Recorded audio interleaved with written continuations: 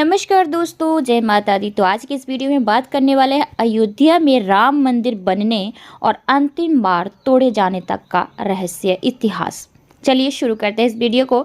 इतिहासकारों के अनुसार कौशल प्रदेश की प्राचीन राजधानी अवध को कालांतर में अयोध्या और बौद्ध काल में साकेत कहा जाने लगा।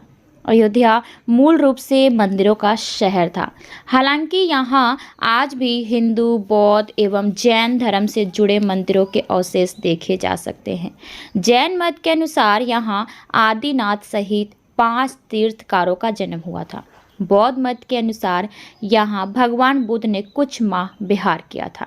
अयोध्या को भगवान श्री राम के पूर्वज विवस्वान सूर्य के पुत्र वैवस्वत मनु ने बसाया था। तभी से इस नगरी पर सूर्यवंशी राजाओं का राज महाभारत काल तक रहा। यहीं पर प्रभु श्री राम का दशरथ के महल में जन्म हुआ था। महर्षि वाल्मीकि ने भी रामायण में जन्मभूमि की शोभा एवं महत्ता की तुलना दूसरे इंद्रलोक से की है।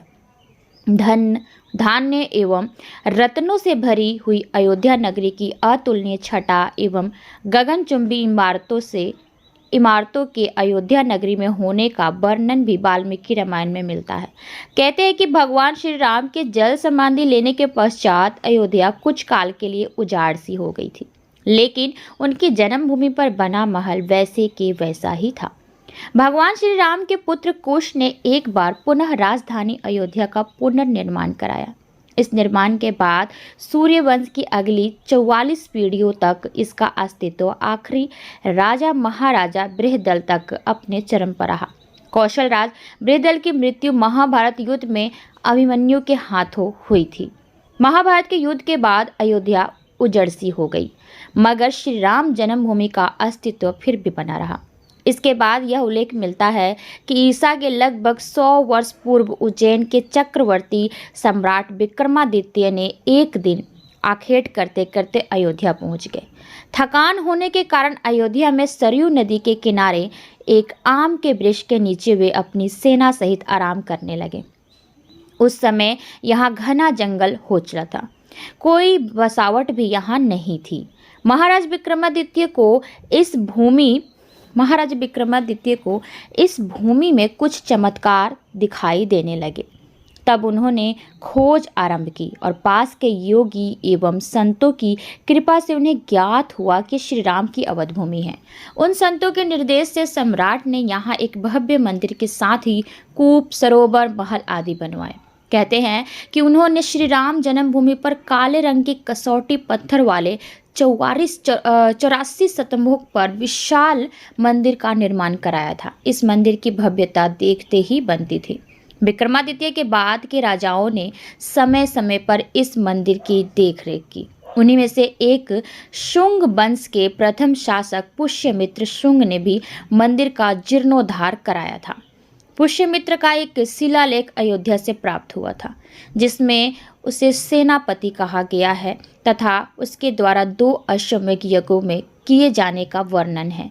अनेक अभिलेखों से ज्ञात होता है कि गुप्त वंशीय चंद्रगुप्त द्वितीय के समय और तत्पश्चात काफी समय तक अयोध्या गुप्त साम्राज्य की राजधानी थी। गुप्तकालीन महाकवि कालिदास ने अयोध्या का रघुवंश में कई बार उल्लेख किया है।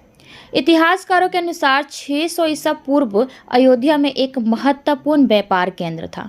इस स्थान को अंतर्राष्ट्रीय पहचान 5वीं शताब्दी में ईसा पूर्व के दौरान तब मिली, जबकि यह एक प्रमुख बौद्ध केंद्र के रूप में विकसित हुआ। तब इसका नाम साकेत था। कहते हैं कि चीनी भिक्षु फाहियान ने यहाँ देखा कि कई बौद्ध मठों का रिकॉर्ड रखा गया है। यहाँ पर 7वीं शताब्दी में चीनी यात्री हैत्स्यांग आया था। उसके अनुसार यहाँ 20 बौद्ध मंदिर थे तथा 3000 भिक्षु रहते थे और यहाँ हिंदुओं का एक प्रमुख और भव्य मंदिर भी था।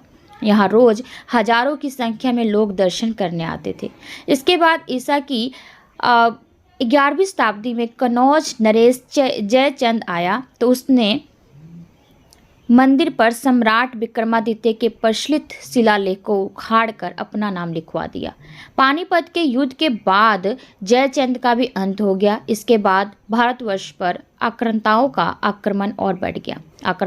आक्रमणकारियों ने काशी, मथुरा के साथ ही अयोध्या में भी लूटपाट की और पुजारियों की हत्या कर मूर्तियां तोड़ने का क्रम जारी रखा। लेकिन 14वीं सदी तक वे अयोध्या में राम मंदिर को तोड़ने में सफल नहीं हो पाए। विभिन्न आक्रमणों के बाद भी सभी झांझावातों को झेलते हुए श्री राम की जन्मभूमि पर बना भव्य मंदिर 14वीं शताब्दी तक बचा रहा। कहते हैं कि सिकंदर लोदी के शासनकाल के दौरान यहाँ मंदिर मौजूद था। 14वीं शताब्दी में हिंदुस्तान पर मुगलों का अधिकार हो गया और इसके बाद ही राम जन्मभूमि एवं अयोध्या को नष्ट करने के लिए कई अभियान चलाए गए। अंततः 1527 से 28 में इस भव्य मंदिर को तोड़ दिया गया और उसकी जगह बाबरी ढांचा खड़ा किया गया। कहते हैं कि मुगल साम्राज्य के संस्थापक बाबर ने एक सेनापति ने बिहार अभियान के समय अयोध्या में श्री राम के जन्मभूमि पर स्थित प्राचीन और भव्य मंदिर को तोड़कर एक मस्जिद बनवाई थी, जो 1992 तक विद्यमान रहा।